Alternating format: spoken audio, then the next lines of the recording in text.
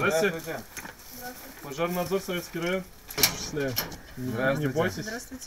Разрешите? А мы не боимся, проходите. Разрешите? Любовь Барсукова Коyunkoy бакчылык şirketinde 2 yıllık бакча сатып алган. Инспекторлар килесин алдан билмәсә дә һәр җирдә тәртип аның җыелган калдыкларны капчыкка тутырып чүплеккә ташлый. Только шашлыки. Кайчакта шашлык пешерәбез инде дөрес, чөнки 1 майда минем туган көнем. Шул хөрмәткә табын әзерлибез. Тик ачык һавада түгел, шашлыкны миштә кыздырабыз. Монысы Николай Егоров хуҗалыгы гыйбрәт алырлык хәлләр җитәрлек, уяу булсак иде ди. Сколько бывает случаев нехороших? Мен монда 15 ел инде янгыннар чыкканын хәтерләмим, ә менә күрше ширкәтләрдә булгалай, моңа тиешсез урында учак ягу саксызлык сәбәпче.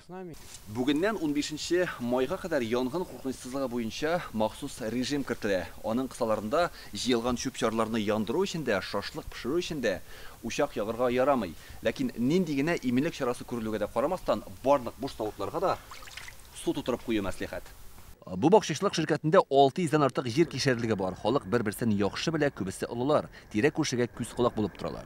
Кешеләр тырыша, карый участкаларны и карый үз пожарный безопасностьны, чтобы пожарлар уже күптән булмады, Аллага шөкер. Тик барсы да саклык чараларына җаваплы карамый шул. 2 атна эчендә Татарстанда 122 янгын чыккан. Бу гадәттә чүп үләнен яндыру очраклары. Язын өмәләр күп була, халык бакча, каралты кураларны җыештыра. Былтыр чүп үләннәр янганда 3 кешенең гомере өзелгән.